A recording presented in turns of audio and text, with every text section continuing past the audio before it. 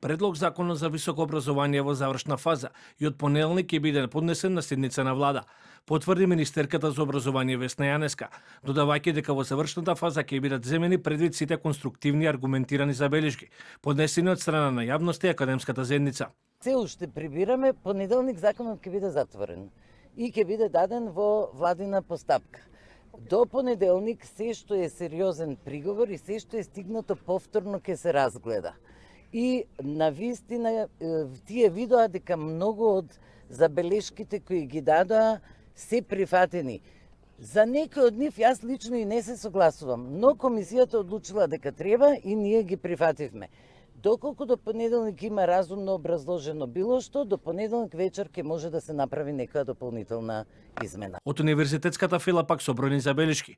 Универзитетската професорка Тамара Јованов за телевизија 24 истакнува дека во законот постојат бројни недоследности и пропусти. Јованов предупредува дека втората верзија на предлог законот за високо образование, иако декларативно ја афирмира академската слобода и автономија, всушност ги ограничува клучните одлуки на универзитетите, префрлаќи ги кај владата и Националниот совет. Таа предупредува дека строгите критериуми за научни публикации и големото наставно оптоварување може да доведат до површна настава и симулирана научна продукција. Според Јованов, ваквиот пристап го поткопува академскиот интегритет, ја намалува мотивацијата на професорите и ја загрозува иднината на високото образование во земјава. Законот само декларативно ја гарантира автономијата на универзитетот, но истовремено клучни прашања се префрлаат на одлучување кај владата и Националниот совет наместо кај универзитетите. Ова создава систем во кој автономија постои на хартија, но е суштински зависна од централни тела. Таквиот пристап отвара простор за политичко влијание и административна контрола врз академскиот развој. Со тоа се губи важниот критички и општествен капацитет на универзитетот. Особено проблематичен е делот кој се однесува на научните публикации. Се инсистира трудовите да бидат објавени во списанија, индексирани во бази утврдени од Националниот совет.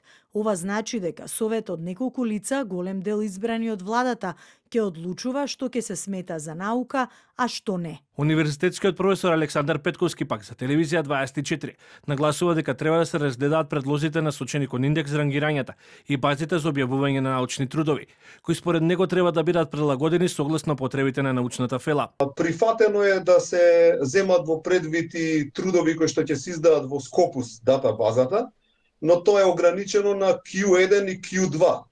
Значи, тамо кај што е солидно тешко. Scopus има Q1, Q2, Q3, Q4. Би било коректно целокупната Scopus, издаваштвото во целокупните Scopus рангирани трудови да се земе предвид. Значи, така да, како да кажем, делумно ни е, значи, барањето, посебно на нас од општествените науки, усвоено.